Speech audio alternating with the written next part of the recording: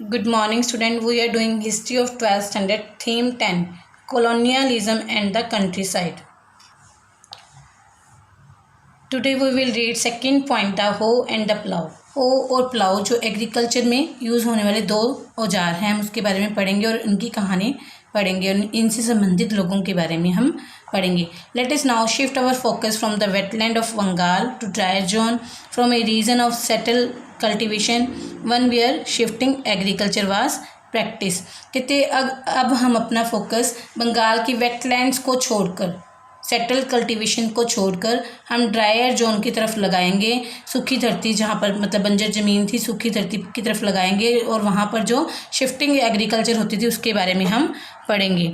You will see the changes that come about when the frontier of the peasants economy expanded outward, swallowing up pasture and forest in Rajmahal hills. कहते you will see, अब आप क्या changes देखो, बदलाव देखोगे कब, जो कि जब किसानों की जो अर्थव्यवस्था थी, ज़मीनें थी, उनकी जो सीमाएं थी उससे बाहर की तरफ फैल गई और जो पोस्चर लैंड थी, पोस्चर लैंड जो मतलब कि जहाँ पर पशुओं वगैरह के लिए घास उगाई जाती है, पोस्चर लैंड, और जो फॉरेस्ट थे राजमहल और राजमहल हिल्स में जो फॉरेस्ट और पोस्चर थे उनको भी उन्होंने स्वेलो कर लिया, निकल लिया. मतलब जो पीजेंट्स के जो खेत थे उनके बहुत आगे तक उनकी सीमाएँ बढ़ गई. You will also see how these changes created variety of conflict within the region. आप अब इसमें यह भी देखोगे कि ये जो चेंजेस आए उनके कारण किस प्रकार के झगड़े विवाद खड़े हुए. मतलब कन्फ्लिक्ट मतलब झगड़े और वाद विवाद जो खड़े होते हैं, मतलब आपस में जो ज़मीनों को लेकर झगड़े हुए, तो वो हम देखेंगे कैसे हुए. So we continue 2.1 in the hills of Rajmahal की पहाड़ियों के बारे में पढ़ रहे हैं.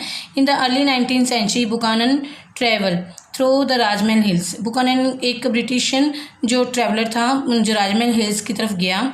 From his description the hills appeared impenetrable.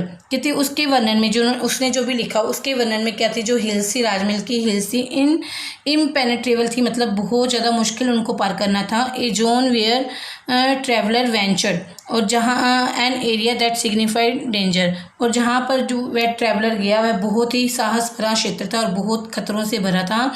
Where ever he went people were hostile. Hostile मतलब होता है शत्रुतापूर्ण व्यवहार करना.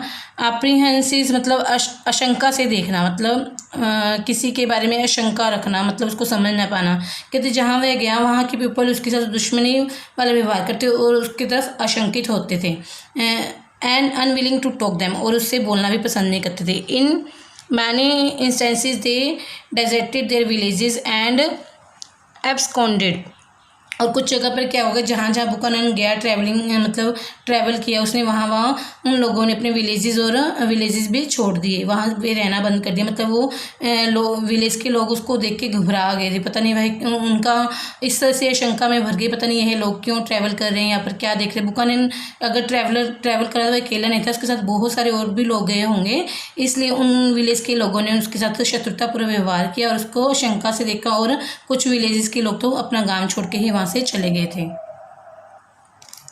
Who were these hill folk? ये पहाड़ी जो लोग थे वो कौन थे. They were so apprehensive of Buchanan's visit, और बुकानन्स की जो विजिट थी, यात्रा थी, उसकी तरफ आशंकित क्यों थे, उसको शंका से क्यों ले रहे थे वो. Buchanan's journals give us tantalizing glimpse of these hill folks in early 19th century. कहते अर्ली 19th सेंचुरी जो बुकानन ने अपनी डिस्क्रिप्शन अपनी जर्नल्स लिखे उसमें इन लोगों की एक टेंटलाइजिंग मतलब तरस खाने वाली तस्वीर उसने पेश की. उसमें his journal was written as a diary of places he visited, people he encountered and practices he saw. उसने अपने जर्नल्स में उन प्लेसेस के बारे में लिखा जहाँ जहाँ उसने विज़िट किया, जिन लोगों से वह मिला और जो उसने वहाँ पर क्रियाएं की, जो काम किए उसके बारे में अपनी डायरी में लिखा. It raise question in our mind but does not always help answer them. कहते यह जब हम बुकानन का डिस्क्रिप्शन पढ़ते हैं हमारे माइंड में कई तरह के क्वेश्चन आते हैं, लेकिन यह जो उसका डिस्क्रिप्शन अच्छी तरह से उसके आंसर नहीं देता है. It tell us about a moment in time but not about the longer history of people and places. यह जो बुकानन का डिस्क्रिप्शन था जो डायरी में उसने लिखा वह थोड़े से मतलब कुछ एक क्षणों को ही बयान करता है, मतलब उन लोगों की पूरी हिस्ट्री और उनके मतलब उनकी लॉन्ग हिस्ट्री के बारे में नहीं बताता। For that historian have to turn to other records, तो इसलिए हिस्टोरियंस को हमें हिस्टोरियन के और दूसरे रिकॉर्ड्स को भी पढ़ने की आवश्यकता पड़ती है इन चीज़ों को पढ़ने के लिए। If we look at late 18th century revenue record, अगर हम 18th सेंचुरी के अंतिम में रेवेन्यू रिकॉर्ड को देखते हैं, we learn that these hill folk were known as a Paharias. हम उसमें देखते हैं कि जो ये हिल फोक थे, पहाड़ों पर रहने वाले लोग थे, इनको क्या बोलते थे? पहाड़ियास बोला जाता था। They live around the Rajmahal hills subsisting on forest produce and practices shifting cultivation. और ये जो लोग थे राजमहल हिल्स के पास रहते थे और वहाँ पर फॉरेस्ट के जो जंगलों से उन्हें जो खाने को मिलता था उस पर अपने जीवन का गुजारा करते थे और शिफ्टिंग एग्रीकल्चर करते थे, मतलब शिफ्टिंग खेतीबाड़ी करते थे। They cleared patches of forest by cutting bushes and burning the undergrowth. वो जो जंगलों को क्लियर करते अपनी मतलब शिफ्टिंग एग्रीकल्चर के उनके लिए उनको अपने जंगलों को क्लियर करना पड़ता। जंगल में जो घास फूस बुशेस वगैरह उगी हुई थी और जो छोटे छोटे पौधे होते थे धरती में उगे उनको वो जला देते थे। On these patches enriched by the potash from the ash, the paris grew a variety of pulses and mills food consumption. और जब यहाँ पर जो छोटे छोटे जो पौधे वो जलाते थे उनसे जो राख बनती थी पोटाश बनती थी by the potash from the ash मतलब जो राख बनती थी उससे क्या वो ज़मीन जो है थोड़ी उपजाऊ हो जाती थी और वहाँ पे पहाड़ी लोग अपने खाने के लिए फूड कंजप्शन मतलब अपने खाने के लिए कई तरह के पल्सेस और मिल्ट ज्वार बाजरा जिसे हम बोलते हैं वो उगाते थे। They scratches the ground light with hoes, और वो ग्राउंड्स को होज से मतलब उनका जो हो एक खेती करने का औजार था उससे वो ग्राउंड को क्लियर करते स्क्रैच करते। Cultivate the clear land for a few year, और कुछ ईयर के लिए वहाँ पर अपनी खेती करते। देन लेफ्ट इट फॉलो, और फिर खेती करने के बाद कुछ समय के लिए इसे खाली छोड़ देते थे। So that it could recover it's fertility and move a new area, और ताकि वो खाली क्यों छोड़ते ताकि वो अपनी फर्टिलिटी दोबारा से रिकवर कर ले और फिर वो उतने समय में कोई न्यू एरिया में चल जाते थे। मतलब शिफ्टिंग एग्रीकल्चर एक क्रिया ऐसी होती है जहाँ पर किसान या कोई भी जो है फसल उगाता है वो कुछ समय के लिए फसल उगाता है और फसल को काटने के बाद उस जगह को खाली छोड़कर दूसरी जगह पर फसल उगाने के लिए चला जाता है, तो इसे शिफ्टिंग एग्रीकल्चर बोलते हैं। और खाली जगह इसलिए छोड़ दी जाती है एक फसल उगाने के बाद उस समय के लिए जगह खाली इसलिए छोड़ दी जाती है ताकि वह दोबारा से उसमें नाइट्रोजन या पोटेशियम की जो मात्रा है वो वापस कवर हो सके, वापस में फर्टिलिटी आ सके, इसलिए वो उस जगह को छोड़कर न्यू जगह पे चले जाते हैं। इसे शिफ्टिंग एग्रीकल्चर बोला जाता है। From the forest they collected Mahua a flower for food, silk cocoon and resin for sale and would for charcoal production. मतलब जो फॉरेस्ट से क्या क्या लेते थे, वो एक तरह का फ्लावर था जिसे वो खाने में यूज़ करते थे, और सिल्क कोकून और रेजिन जो है उसके वो सेल करते थे, एंड जो would for the charcoal production, और जो लकड़ी थी वो चारकोल के लिए वो वहाँ से कलेक्ट करते थे। The undergrowth that spread like a mat below the trees and the patches of grasses that covered the land left fallow provide pasture for the cattle. और जो पेड़ों के नीचे छोटे छोटे पौधे उगे होते थे उनको वो अपने पॉस्चर मतलब घास वगैरह खाना, जो पॉस्चर फॉर कैटल पशुओं के लिए जो खाना होता है उसके लिए वो यूज़ करते थे। मतलब जो पेड़ों के नीचे छोटी छोटी घास या छोटी छोटी किस तरह के पौधे उगे थे वो अपने पशुओं के चारे के लिए वो यूज़ कर लेते थे।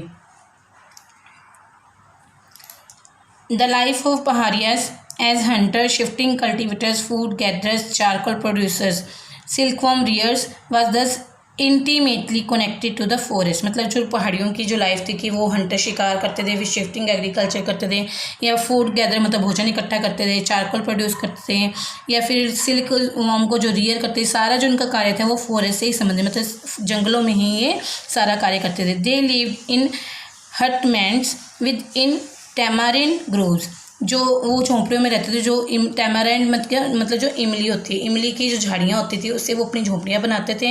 And rested in the shade of mango tree, और मैंगो के पेड़ों के नीचे वो उसकी छाया में वो आराम करते थे। They consider the entire region as their land, और वो पूरे क्षेत्र को अपना ही समझते थे, मतलब अपनी ही धरती समझते हैं। The basis of their identity as well as survival, and they resisted the intrusion of outsider, और वो मतलब सारी धरती को अपनी जहाँ पर वो रहते थे वो अपनी समझते थे, इसलिए वो जो आउटसाइडर जो भी कोई बाहर से आता था उनको उस जगह पर वो आने नहीं देते थे।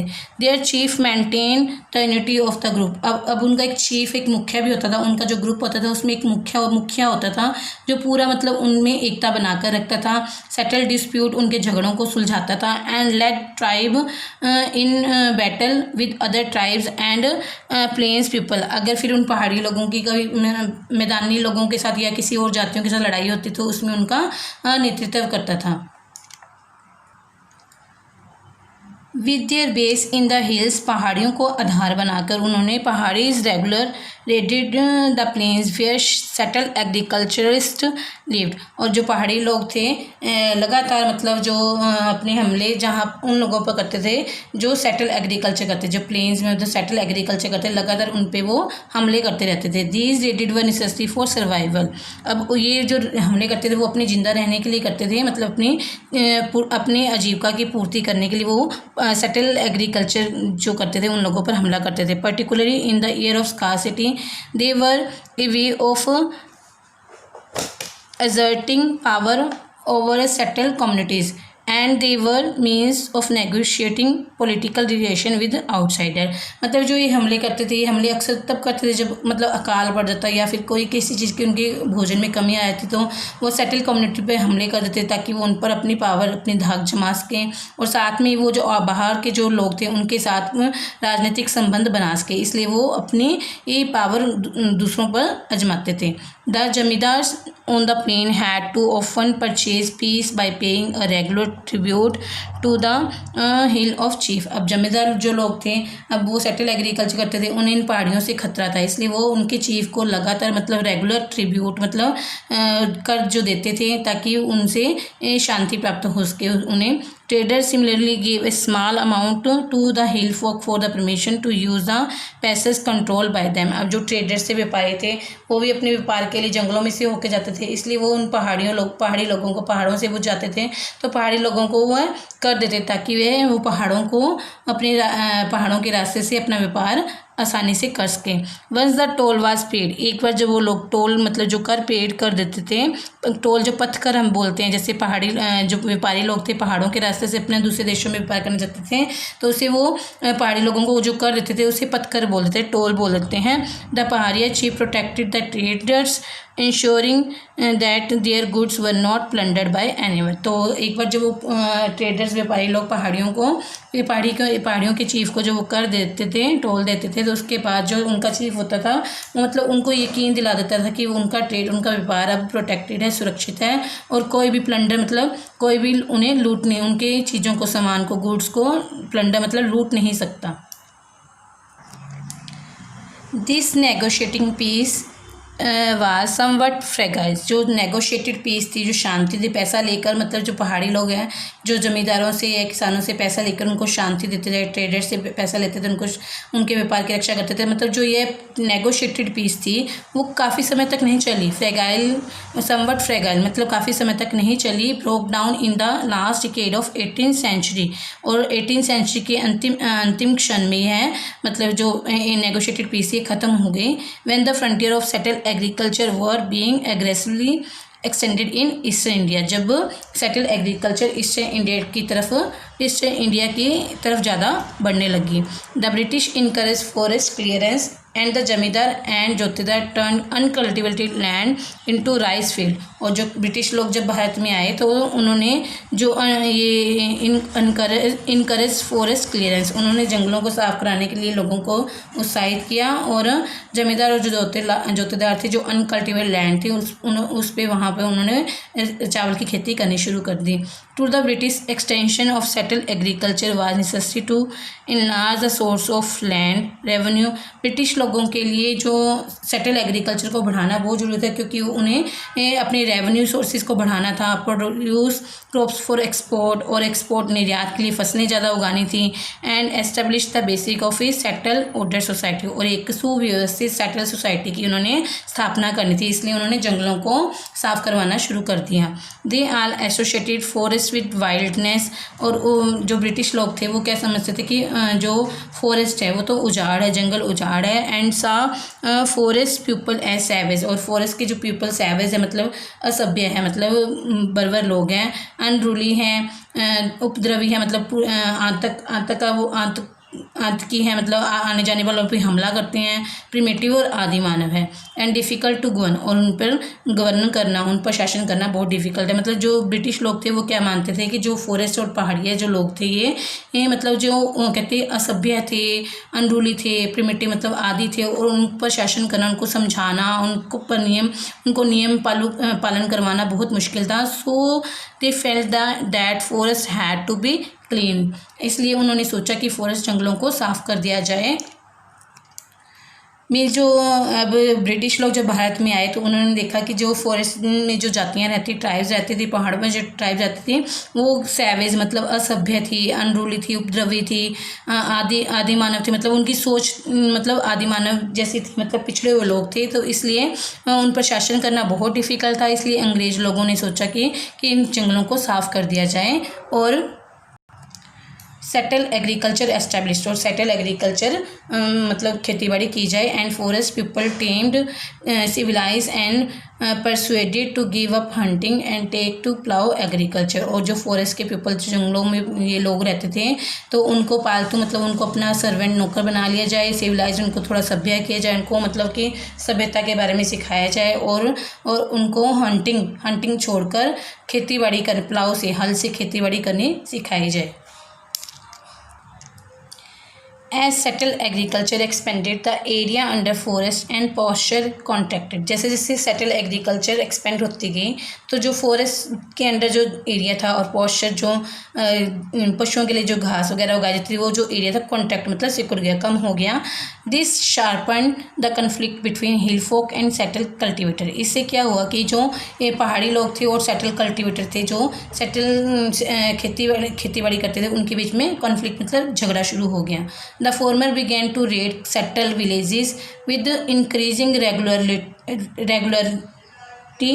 carrying away food grains and cattle.